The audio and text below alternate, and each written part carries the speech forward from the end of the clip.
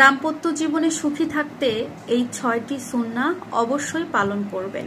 যে স্বামী এই 6টি সুন্নাহ পালন করবে সেই স্বামী স্ত্রীর দাম্পত্য জীবনে সুখ শান্তিতে আল্লাহ তাআলা ভরিয়ে দেবেন। তাদের দাম্পত্য জীবনে কখনো কোনোদিন ফাটল ধরবে না। 1 নাম্বার, স্ত্রীর রানে ঘুমানো। স্ত্রীর রানে ঘুমানো একটা সুন্নাত।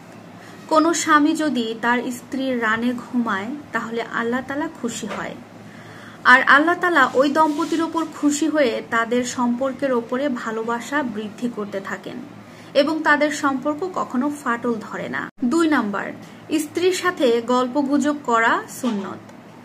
একজন স্বামীর ভালো থাকতে গেলে অবশ্যই স্ত্রীর সাথে কথা বলতে হবে বেশি বেশি এবং গল্পগুজব করতে হবে, ভালো ভালো মুহূর্ত পার করতে হবে। স্ত্রীর সাথে বেশি বেশি কথা বলার বেশ কিছু উপকার রয়েছে। কোনো স্বামী যদি স্ত্রীর সাথে বেশি বেশি কথা বলে তাহলে স্বামীর মাথা ঠান্ডা থাকে, তার মানসিক চাপ অনেকাংশে কমে যায়, তার হৃৎপিণ্ড অনেক ভালো থাকে, সে মানসিকভাবে অনেক সুস্থ থাকে, এমনকি সে শারীরিকভাবে অনেক ফিট থাকে। 3 নাম্বার, স্ত্রীর কাজে সহযোগিতা করা একটা সুন্নাত। অনেক স্বামী আছে দেখবেন স্ত্রীকে ভালোবেসে তার কাজে সাহায্য করে, আর এটার কারণে আমাদের সমাজ সেই স্বামীদেরকে বউ পাগল বলে আখ্যায়িত করে।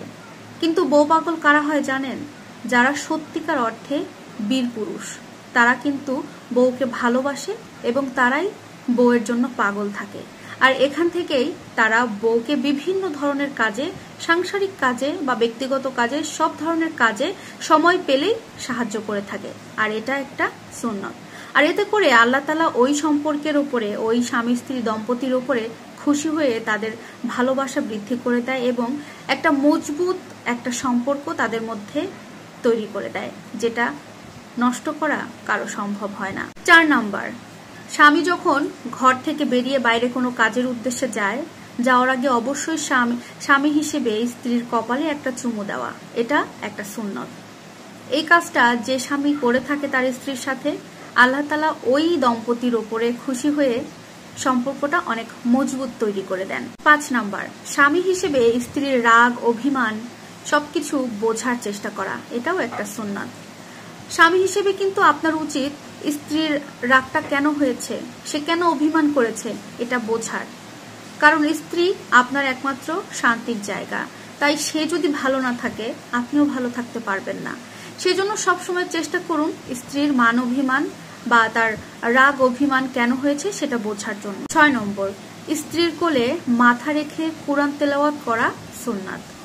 স্বামী হয়ে আপনি অবশ্যই চেষ্টা করবেন স্ত্রীর কোলে মাথা রেখে কুরআন তেলাওয়াত করার জন্য। এতে করে আল্লাহ তাআলা আপনাদের সম্পর্কের উপরে খুশি হয়ে আপনাদের দাম্পত্য জীবন অনেক সুখময় করে দেবেন, যে সম্পর্ক কেউ ফাটল ধরাতে পারবে না। আশা করছি ভিডিওটি আপনাদের অনেক ভালো লাগবে এবং উপকারেও লাগবে।